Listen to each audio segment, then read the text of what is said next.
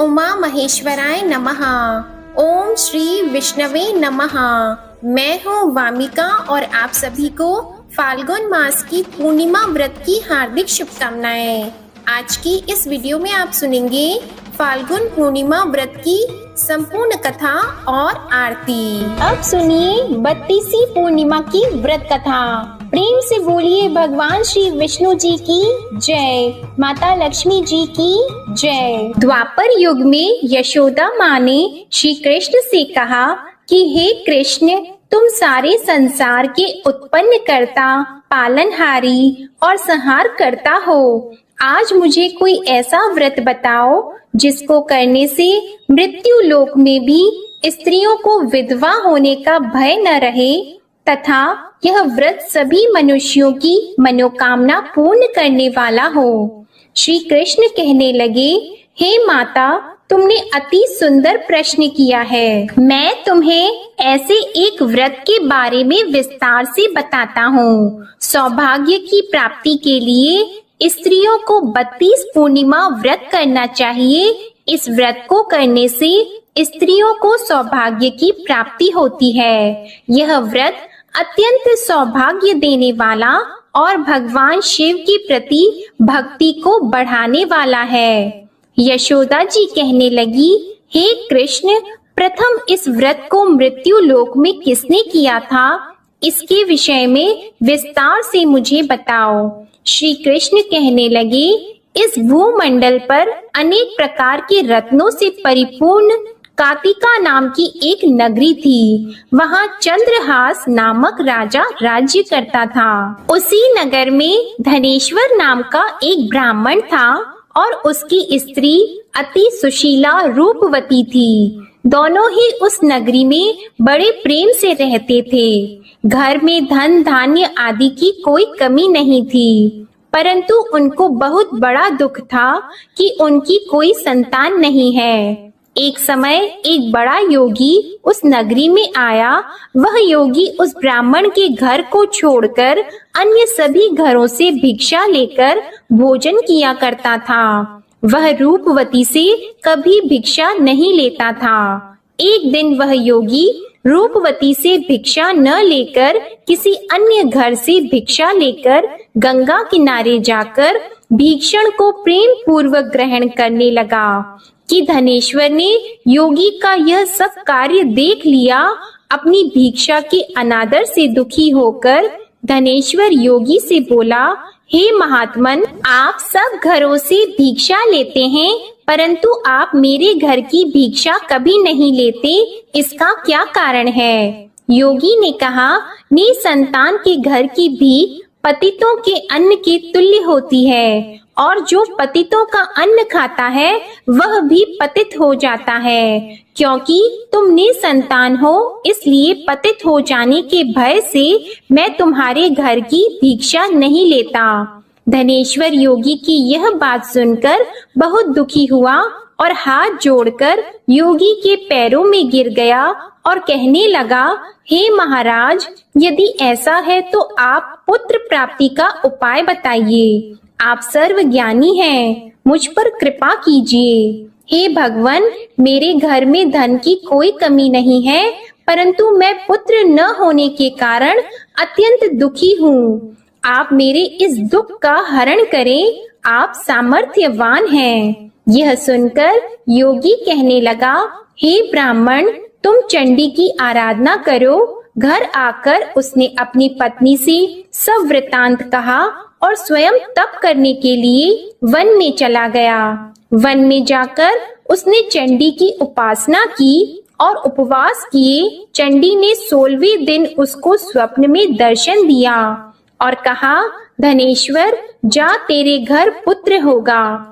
परंतु वह 16 वर्ष की आयु में ही मृत्यु को प्राप्त हो जाएगा। यदि तुम दोनों पति पत्नी 32 पूर्णमासियों का व्रत विधि पूर्वक करोगे तो वह दीर्घ आयु हो जाएगा। जितनी तुम्हारी सामर्थ्य हो, आटे के दिए बनाकर शिवजी भगवान का पूजन करना, परंतु पूर्णमासी के व्रत 32 होने चाहिए।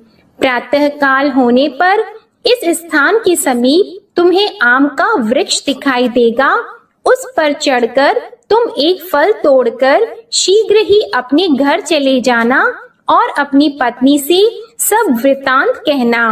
ऋतु स्नान के पश्चात वह स्वच्छ होकर श्री शंकर भगवान का ध्यान करके उस फल को खा लेगी। शंकर भगवान की कृपा से उसको गर्व हो जाएगा।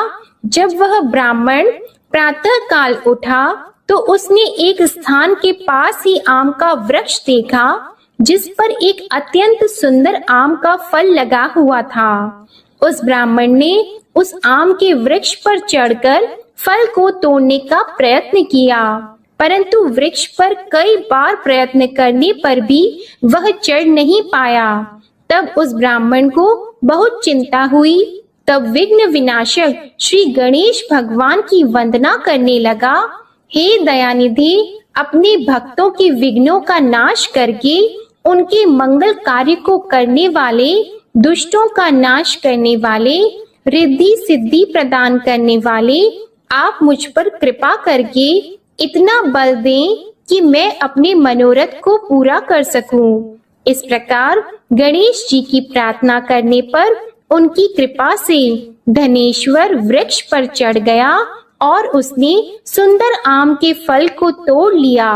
और धनेश्वर ने सोचा कि वरदान से फल मिला था वो यही है और कोई फल तो दिखाई नहीं दे रहा। धनेश्वर ब्राह्मण ने जल्दी से घर जाकर अपनी पत्नी को वह फल दे दिया और उसकी पत्नी ने अपने पति के कहे अनुसार उस फल को खा लिया और वह गर्भवती हो गई। देवी जी की असीम कृपा से उसे एक अत्यंत सुंदर पुत्र उत्पन्न हुआ, जिसका नाम उन्होंने देवी दास रखा। माता पिता के हर्ष और शोक के साथ वह बालक शुक्ल पक्ष के चंद्रमा के भांति अपने पिता के घर में बड़ा होने लगा। माता भवानी की कृपा से वह बालक बहुत ही सुंदर, सुशील, विद्या पढ़ने में बहुत ही निपुण हो गया। दुर्गा जी की आज्ञा अनुसार उसकी माता ने 32 पूर्णमासी का व्रत रखना आरंभ कर दिया, जिससे उसका पुत्र बड़ी आयु वाला हो जाए। 16वां वर्ष लगते ही देवीदास के माता पिता को बड़ी चिंता हो गई कि कहीं उनके पुत्र की इस वर्ष मृत्यु न हो जाए। इसलिए उन्होंने अपने मन में विचार किया कि यदि यह दुर्घटना उनके सामने हो गई तो वे कैसे सहन करेंगे। इसलिए उन्होंने देवीदास के मामा को बुलाया और कहा, हमारी एक बहुत बड़ी इच्छा है कि देवीदास 1 वर्ष तक काशी में जाकर विद्या अध्ययन करे और उसको अकेला भी नहीं छोड़ना चाहिए। इसलिए साथ में आप चले जाएं और 1 वर्ष के पश्चात इसको वापस ले आना। सब प्रबंध करके उसके माता पिता ने काशी जाने के लिए देवीदास को एक घोड़े पर बिठाकर उसके मामा के साथ भेज दिया, परंतु यह बात उसके मामा या किसी और से नहीं बताई। धनेश्वर तथा उसकी पत्नी ने अपने पुत्र की मंगल कामना तथा दीर्घ आयु के लिए भगवती दुर्गा की आराधना और पूर्णमासियों का व्रत करना आरंभ कर दिया। इस प्रकार बराबर 32 पूर्णमासी के व्रत को उन्होंने पूरा किया। कुछ समय पश्चात एक दिन वह मामा और भांजा मार्ग में रात बिताने के लिए किसी गांव में ठहरे हुए थे। उस दिन उस गांव में ब्राह्मण की अत्यंत सुंदर, सुशीला और गुणवती कन्या का विवाह हो रहा था। जिस धर्मशाला के अंदर वर और उसकी बारात ठहरी हुई थी, उसी धर्मशाला में देवीदास और उसके मामा भी ठहरे हुए थे। संयोगवश कन्या को तेल आदि चढ़ाकर मंडप आदि का कार्य किया गया तो लग्न के समय वर को धनुर्वात हो गया। इसलिए वर के पिता ने अपने कुटुंबियों से विमर्श करके निश्चय किया कि यह देवीदास मेरे पुत्र जैसा ही सुंदर है, मैं इसके साथ ही लग्न करवा दूं और बाद में विवाह के अन्य कार्य मेरे लड़के के साथ हो जाएंगे। ऐसा सोचकर देवीदास के मामा से जाकर बोला कि तुम थोड़ी देर के लिए अपना भांजा हमें दे दो, जिससे विवाह के लग्न का सब कार्य सुचारू रूप से हो सके। तब देवीदास का मामा कहने लगा, जो कुछ भी वधू पक्ष से कन्यादान के समय वर को मिले वह सब हमें दे दिया जाए, तो मेरा भांजा इस बारात का दूल्हा बन जाएगा। यह बात वर के पिता ने स्वीकार कर लेने पर उसने अपना भांजा वर बनने के लिए भेज दिया और उसके साथ सब विवाह कार्य विधि पूर्वक संपन्न हो गए। पत्नी के साथ वह भोजन करने के पश्चात बहुत उदासीन और दुखी हो गया। उसने सब बातें जो वर के पिता और उसके मामा में हुई थी लड़की को बता दी। तब कन्या कहने लगी कि यह ब्रह्मा विवाह के विपरीत कैसे हो सकता है। देव, ब्राह्मण और अग्नि के सामने मैंने आपको ही अपना पति माना है, इसलिए आप ही मेरे पति हैं। मैं आपकी ही पत्नी रहूंगी, अन्य किसी की नहीं। देवीदास ने कहा, ऐसा मत करिए, क्योंकि मेरी आयु बहुत कम है। मेरे पश्चात आपकी क्या गति होगी, इन बातों को अच्छी तरह विचार कर लो। परंतु वह दृढ़ विचारों वाली लड़की थी। वह बोली, जो आपकी गति होगी वही मेरी गति होगी। प्रातः काल देवीदास ने अपनी पत्नी को 3 नागों से जड़ी हुई एक अंगूठी दी, एक रुमाल दिया और बोला, हे प्रिये, इसे लो और संकेत समझकर स्थिर चित्त हो जाओ। मेरा मरण और जीवन जानने के लिए एक पुष्प वाटिका बना लो। उसमें सुगंधी वाली एक नव मल्लिका लगाओ और उसको प्रतिदिन जल से सींचा करो और आनंद के साथ खेलो कूदो और उत्सव मनाओ। जिस समय और जिस दिन मेरा प्राणात होगा यह फूल सूख जाएंगे और जब यह फिर से हरे हो जाएं, तो समझ लेना मैं जीवित हूँ। यह बात निश्चय करके समझ लेना, इसमें कोई भी संशय नहीं है। इतना कहकर देवीदास वहां से चला गया और प्रातः काल होते ही वहां पर गाजे बाजे बजने लगे और जिस समय विवाह कार्य समाप्त करने के लिए वर तथा सब बाराती मंडप में आए, तो कन्या ने वर को भली प्रकार से देखकर अपने पिता से कहा, यह मेरा पति नहीं है। मेरा पति वही है जिसके साथ रात्रि में मेरा पानी ग्रहण हुआ था। इसके साथ मेरा विवाह नहीं हुआ है। यदि यह वही पुरुष है तो बताइए कि मैंने इसको क्या दिया। वधू पक्ष और कन्या पक्ष कन्यादान के समय जो आभूषण आदि दिए गए थे वो दिखाए तथा रात में क्या गुप्त बातें मैंने इनसे कही वह सब सुनाइए। पिता ने उसके कहे अनुसार वर को बुलाया। कन्या की यह सब बातें सुनकर वह कहने लगा, मैं नहीं जानता। इसके पश्चात लज्जित होकर वह वहां से चला गया और सारी बारात भी अपमानित होकर वहां से लौट गई।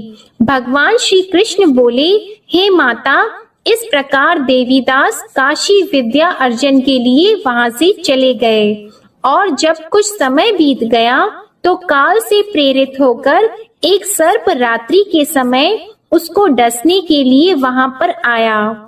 उस विषधर के प्रभाव से उसके शयन का स्थान चारों ओर से विष की ज्वाला से विषैला हो गया, परंतु व्रत के प्रभाव से उसको काट नहीं पाया, क्योंकि पहले ही उसकी माता ने 32 पूर्णमासी का व्रत रखा था। इसके बाद मध्याह्न के समय स्वयं काल वहां आया और उसके शरीर से प्राणों को निकालने का प्रयत्न करने लगा, जिससे वह मूर्छित होकर पृथ्वी पर गिर गया।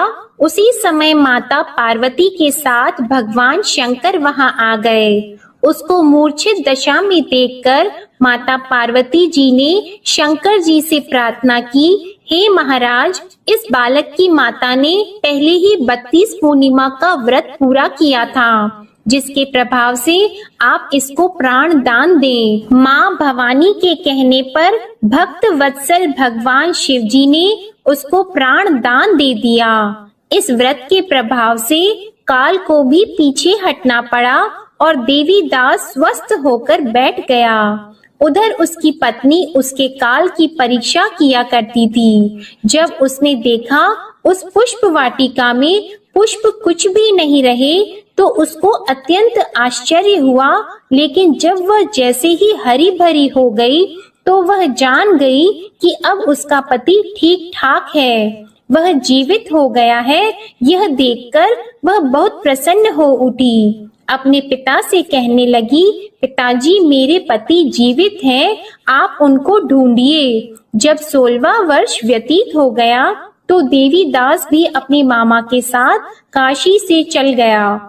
इधर उसके ससुर उसको ढूंढने के लिए अपने घर से जाने ही वाले थे कि वे दोनों मामा भांजा वहां पर आ गए। उनको आया हुआ देखकर उनके ससुर को बड़ी प्रसन्नता हुई और वह उन्हें अपने घर ले गए। उस समय नगर के निवासी भी वहां इकट्ठे हो गए और सबने निश्चय किया कि अवश्य ही इसी बालक के साथ कन्या का विवाह हुआ था। उस बालक को कन्या ने जब देखा तो पहचान लिया कि यह तो वही है जो संकेत करके गया था। कुछ दिन बाद देवीदास ने अपनी पत्नी और मामा के साथ अपने ससुर के घर से बहुत सारे उपहार लेकर अपने माता पिता के घर गए। अपने गांव के निकट पहुंचने पर कई लोग उसके माता पिता को पहले ही खबर देने चले गए कि तुम्हारा पुत्र देवीदास अपनी पत्नी और मामा के सहित आ रहा है। ऐसा समाचार सुनकर माता पिता को विश्वास नहीं हुआ, परंतु जब और लोगों ने भी आकर यही बात उन्हें बताई तो उनको बड़ा आश्चर्य हुआ। लेकिन थोड़ी देर में देवीदास ने आकर अपने माता पिता के चरणों में अपना सर रखकर प्रणाम किया और उसकी पत्नी ने अपने सास ससुर के चरणों को स्पर्श किया तो माता पिता ने अपने पुत्र और पुत्र वधू को हृदय से लगा लिया और दोनों की आंखों में प्रेम अश्रु बहने लगे। अपने पुत्र और पुत्र वधू के आने की खुशी में धनेश्वर ने बड़ा ही भारी उत्सव किया और ब्राह्मणों को दान दक्षिणा देकर प्रसन्न किया। श्री कृष्ण भगवान कहने लगे, इस प्रकार धनेश्वर 32 पूर्णमासियों के व्रत के प्रभाव से पुत्रवान हो गया। जो भी स्त्रियां 32 पूर्णमासी के व्रत को करती है वे जन्म जन्मांतर में वैधव्य का दुख नहीं भोगती और सदैव सौभाग्यशाली रहती है। व्रत करने वाला चाहे स्त्री हो या पुरुष भगवान शंकर की कृपा से संसार के सकल आनंद भोगकर अंत में आवागमन रहित होकर शिव लोक को प्राप्त होता है। प्रेम से बोलिए श्री लक्ष्मी नारायण भगवान की जय, उमा महेश्वर भगवान की जय। अब सुनिए पूर्णिमा व्रत की दूसरी कथा। पौराणिक कथा के अनुसार एक बार की बात है, किसी नगर में एक सेठ और सेठानी रहते थे। सेठानी प्रतिदिन श्री हरि भगवान विष्णु की पूरी श्रद्धा से पूजा अर्चना किया करती थी, लेकिन उसका पूजा करना उसके पति यानी सेठ को बिल्कुल भी पसंद नहीं था। इसी कारण सेठ ने एक दिन अपनी पत्नी को घर से निकाल दिया। घर से निकाले जाने के बाद सेठानी जंगल की तरफ निकल पड़ी। रास्ते में जाते समय सेठानी ने जंगल में 4 आदमी को देखा जो मिट्टी खोद रहे थे। तब सेठानी उन आदमी के पास गई और उन लोगों से कहा, कृपया आप मुझे किसी काम पर रख लें। इसके बाद चारों आदमी ने सेठानी को नौकरी पर रख लिया।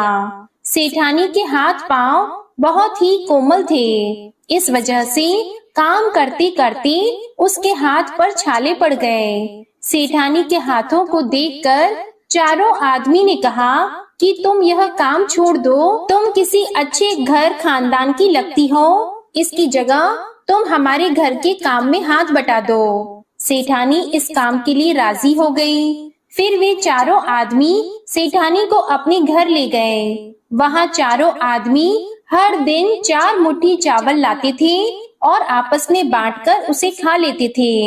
यह देखकर सेठानी को बहुत बुरा लगा। अगले दिन सेठानी ने चारों से कहा, सुनो भाई, तुम लोग कल से 4 मुट्ठी की जगह 8 मुट्ठी चावल लेकर आना। सेठानी के कहे अनुसार चारों आदमी अगले दिन 8 मुट्ठी चावल लेकर आए। उस चावल को सेठानी ने पकाकर सबसे पहले भगवान विष्णु को भोग लगाया और फिर चारों आदमियों को परोसा। जब चारों आदमी ने उस भोग लगाए भोजन को खाया तो उन लोगों को बहुत स्वादिष्ट लगा। उन्होंने सेठानी से कहा, बहन, आज जो तुमने खाना बनाया वह बेहद स्वादिष्ट है। इस पर सेठानी ने कहा, यह भोजन भगवान विष्णु का झूठा है, इसी वजह से आप लोगों को यह बहुत स्वादिष्ट लग रहा है। उधर सेठानी के जाने के बाद से सेठ भूखा रहने लगा। आस पड़ोस के लोग उसे देखकर ताने भी मारते थे कि यह आदमी सिर्फ अपनी पत्नी की वजह से ही भोजन किया करता था। ऐसा बार बार सुनने के बाद सेठ एक दिन अपनी पत्नी की तलाश में जंगल की तरफ निकल पड़ा। रास्ते में सेठ को मिट्टी खोदते हुए वही 4 आदमी दिखाई दिए। उसे देखकर सेठ ने कहा, सुनो भाई, क्या तुम मुझे काम पर रख सकते हो? तब चारों आदमी ने उसे काम पर रख लिया, किंतु मिट्टी खोदने से सेठ के हाथों में भी छाले पड़ने लगे, यहाँ तक कि उनके बाल भी उड़ गए। यह देखकर चारों आदमी को सेठ पर दया आ गई और उसने कहा, सुनो भाई, तुम इस काम को छोड़ दो, तुम किसी अच्छे घर के लगते हो, तुम हमारे घर चलो, वहाँ कुछ काम में हाथ बटा लेना।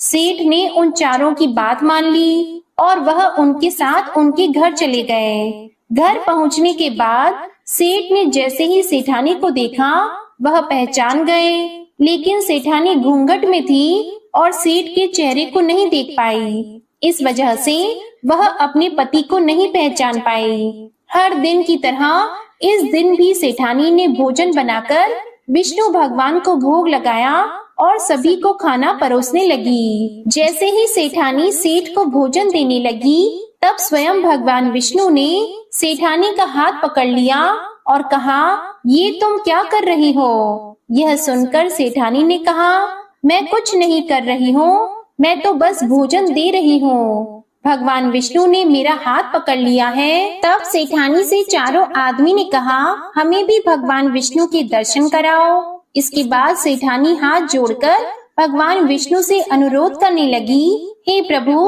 आप मेरी तरह इन्हें भी दर्शन दें। तब भगवान विष्णु वहाँ प्रकट हो गए। इस दृश्य को देखते ही सेठ ने सेठानी से क्षमा मांगी और उसे अपने घर साथ चलने को कहा। फिर चारों भाइयों ने बहुत सारा धन देकर अपनी बहन को विदा किया।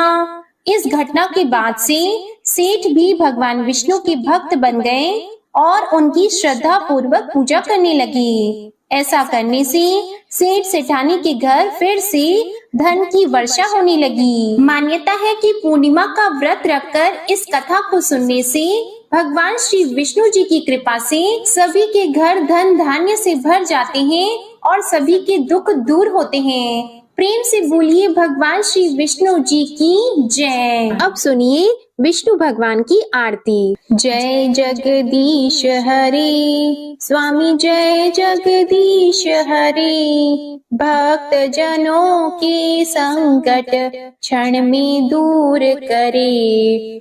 ओम जय जगदीश हरे। जो ध्यावे फल पावे, दुख बिन से मन का। सुख संपत्ति घर आवे, कष्ट मिटे तन का। ओम जय जगदीश हरे। मात पिता तुम मेरी, शरण गहूं किसकी। तुम बिन और न दूजा, आस करूं जिसकी। ओम जय जगदीश हरे। तुम पूर्ण परमात्मा, तुम अंतर्यामी। पार ब्रह्म परमेश्वर, तुम सबके स्वामी। ओम जय जगदीश हरे। तुम करुणा के सागर, तुम पालन करता। मैं मूर्ख खल कामी, कृपा करो भरता।